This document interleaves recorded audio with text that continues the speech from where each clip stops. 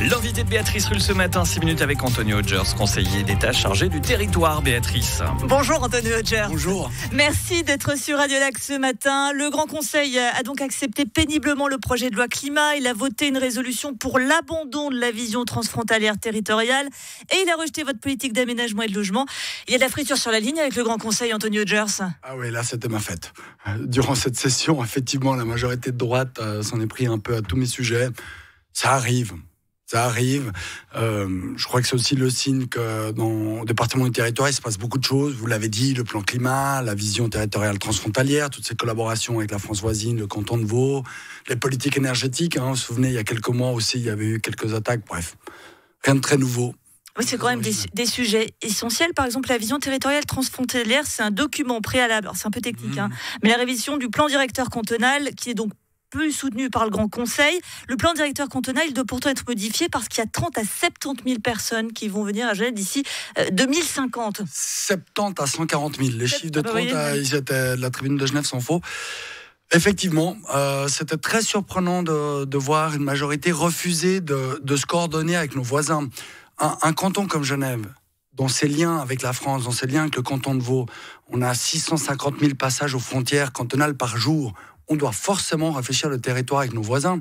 C'est le but de ce document qui s'appelle une vision territoriale. On voit que c'est un document plutôt général, il est pas contraignant, mais au bout d'un moment, si on met une ligne de tram qui arrive à la frontière, il faut bien que le voisin dise « Ok, je la prolonge moi aussi ». Quand on a la ligne de tram 15, là, c'est plutôt nous qui avons associé la prolonger. Effectivement, mais ce que je veux dire par là, c'est que ce document, à plusieurs niveaux, il est un document de coordination à l'échelle du Grand Genève. C'est important pour les infrastructures de transport, on en parle beaucoup, mais aussi, par exemple, tout ce qui est nature. Mais ça veut dire quoi? Que les députés ne veulent pas du Grand Genève?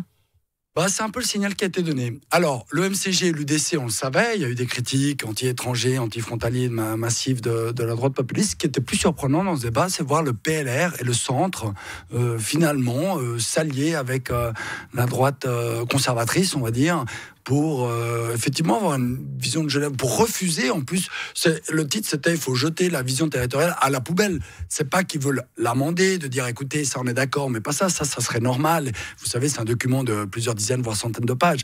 Là, il y avait cette notion de jeter à la poubelle. C'est le titre de la motion. Alors, le Conseil d'État va dire non. On ne jette pas ce document à la poubelle. Il est maintenant, de toute façon, dans les instances du Grand Genève. On n'est pas seul maître à bord. Ce territoire, il est aussi au canton de Vaud, il est aussi à la France voisine, il est aussi évidemment au canton de Genève. Et c'est important qu'on ait cette coordination. Mais la clé du problème, est-ce que c'est pas finalement la vision de l'aménagement qu'on a pour le canton? Et il semble clair que votre vision diffère de celle du Grand Conseil. Oui, mais que m'ont-ils reproché? Que dans cette vision... on parle trop d'écologie, on parle trop de préservation des espaces naturels, de l'agriculture, mais aussi des espaces nature, et que la droite disait non, il faut construire beaucoup plus. Or, j'ai l'impression que j'ai assez construit ces dernières années, vous voyez. Donc c'était assez rigolo, parce que je suis passé de Hodgers Buttoner à Hodgers ultra écolo qui veut plus rien construire en l'espace d'une soirée. C'est un peu incompréhensible ce qui s'est passé, mais c'est vrai que le message de la droite ce soir-là, c'est de dire que cette vision, elle préserve trop les ressources naturelles. Or, pour moi, c'est très important de préserver nos ressources naturelles. C'est important de construire du logement, c'est important de construire des écoles, des stades, là on aura la nouvelle patinoire.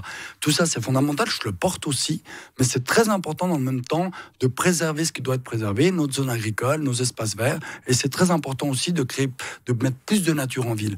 Et c'est ça qui a un peu été reproché, mais là, je crois que la droite fait fausse route. Les gens sont d'accord qu'on construise à Genève, mais personne ne veut d'un Monaco sur Léman où tout le canton serait bétonné de partout. Ça, c'est absurde cette vision-là qui a été un peu défendue ce soir-là. Genève, finalement, elle est victime de son succès, une croissance trop rapide et des aménagements qui ne suivent pas. Oui, c'est ça fondamentalement, alors que d'autres régions en Europe sont à la peine, ont des logements vides. Nous, le canton de Genève, on est une machine à créer des emplois, mais on est un peu plus long à créer les logements. Donc, qui dit un emploi, mais pas de logement, dit un frontalier de plus. Il n'y a pas de souci avec ça, mais après, il faut assumer qu'est-ce que ça veut dire sur nos routes, vous voyez. Et cette vision transfrontalière, c'est pas pour jeter la faute aux uns aux autres, c'est absolument pas ma philosophie. D'ailleurs, on l'a fait avec les partenaires français, les élus français vaudois, c'est de dire comment est-ce qu'on aménage au mieux notre agglomération en sachant qu'il y a certains déséquilibres et que du coup, c'est important d'investir dans le transport, mais aussi du côté français. Moi, j'insiste beaucoup pour qu'il y ait plus d'emplois du côté français, pour que les choses aussi elles soient plus équilibrées et qu'on ne soit pas dans une logique tous les emplois sur le canton de Genève et les résidences en dehors, parce qu'après, c'est une mobilité pendulaire pas possible. Et donc, ces équilibres fins, il n'y a pas de baguette magique. Ce qu'on dit, c'est qu'on sera plus d'ici 2050, ça c'est la Confédération qui le dit, qu'on veut préserver notre environnement, mais qu'on veut quand même se développer dans certains endroits où c'est possible. C'est ça que dit cette vision territoriale. Pour terminer, on ne peut pas vous recevoir sans parler des SIG. Vous êtes le magistrat de tutelle. Ils ont annoncé le remboursement de 27 millions de francs aux clients, trop perçus et intérêts compris. Est-ce qu'avec ce remboursement, l'affaire elle est close ou bien est-ce qu'il faut avoir un œil très attentif, plus de contrôle sur ce qui se passe au SIG ? Je pense que sur le volet des tarifs, l'affaire est close, puisque en plus de ce remboursement, les SIG ont fait faire par un bureau très fameux en Suisse alémanique, en fait, qui est spécialiste de ces questions-là, une analyse de tout le tarif. Et ils sont arrivés à la conclusion que tout était légal par ailleurs.